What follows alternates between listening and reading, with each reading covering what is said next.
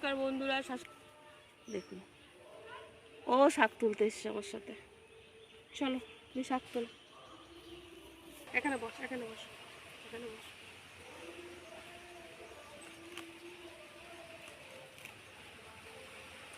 শাকটা কি মা তিতো?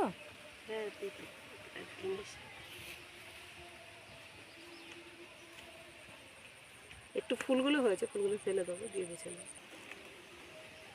এই বেগুন আলু দিয়ে চচ্চড়ি করলেও ভালো লাগে, আর বড়া করলেও ভালো লাগে। এর সঙ্গে বড়াও খুব সুন্দর লাগে। এবার এদিকটা আবার ফুল হয়নি, অতটা ফুল হয়নি। মিঠু, এ মিঠু, ওই যে ডাকতে সাড়া দে, সাড়া দে। মিঠু,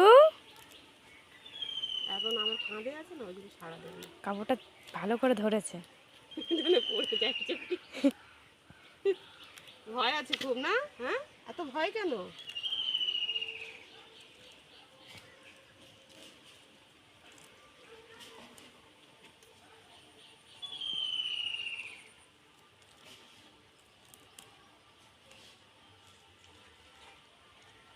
এই চুল খাস না সব। গিমের শাকগুলো সব তুলে নিয়ে এসেছি, এই দেখুন। এবার সব বেছে নেব। আর গিমের শাক কেমন দেখতে হয় বলুন তো? যারা জানেন তারা জানেন, আর যারা জানেন না তারা দেখুন, এই দেখুন এইভাবে এরকম দেখতে হয়। আর এর ফুল হয়, এই ফুলগুলো ফেলে খেতে হয়। কথায় আছে গাছ আর ফল একসাথে খেতে নেই, তাই ফুলগুলো ফেলে খেতে হবে। এই ফুলগুলো ফেলে দেবে, শুধু পাতাগুলো নিয়ে নেব।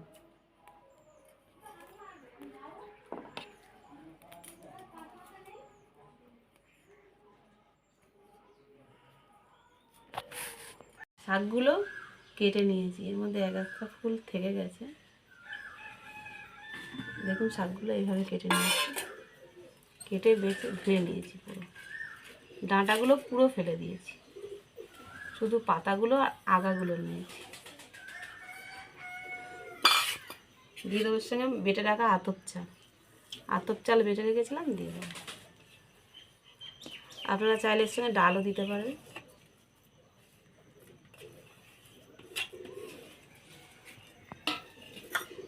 দিয়ে দেবো ভাজা লঙ্কা, জিরে, ধনে আর লঙ্কা, এক চামচ মতো দিয়ে দেবো। আর একটু গুঁড়ো লঙ্কা দিয়ে দেবো, পরিমাণ মতো হলুদ,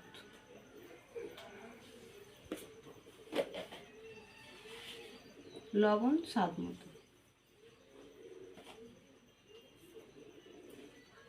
সব উপকরণ দিয়ে একসাথে মাখিয়ে নেব। একটু সামান্য জল দেবো, চালের গুঁড়োটা খুব শুকনো তো, অল্প একটু জল দিয়ে দেবো। বেশি হয়ে গেছে, একটু ফেলে দেবো,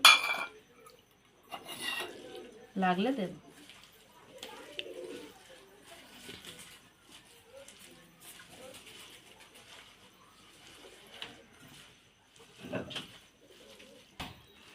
চালের গুঁড়ো দিয়ে এরকম হয়ে গেছে, তাই এর সঙ্গে 2 চামচ ময়দা দিয়ে দেবো, দিলে মাখাটা টাইট হবে। 1 চামচ, 2 চামচ, ব্যাস, আর লাগবে না। ডালটা দিলে ময়দাটা দিতে হবে না। কড়াইটা গ্যাসে বসিয়ে দিয়েছি, কড়াইটা গরম হয়ে গেছে। কড়াইয়ের মধ্যে দিয়ে দেবো সাদা তেল। খুব বেশি তেল দিয়ে ভাজতে হবে না, অল্প তেল দিয়ে ভাজলেই হয়। এবার অল্প অল্প করে বাটি থেকে নিয়ে ছোট ছোট করে বড়া করে নেব।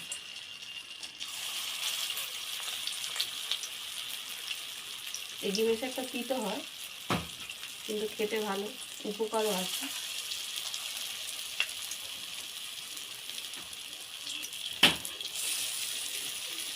গ্যাসটা খুব কমিয়ে করতে হবে, তাহলে ভিতরটা ভালো ভাজা হবে না।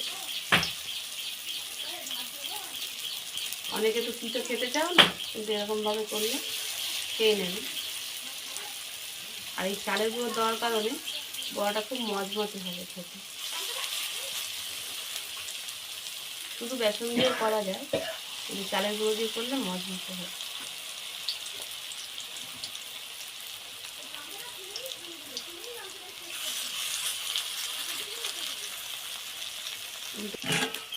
বড়াটা উল্টিয়ে দেবো। এক পাশটা ভাজা হয়ে গেছে, আর এক পাশটা উল্টে দেবো।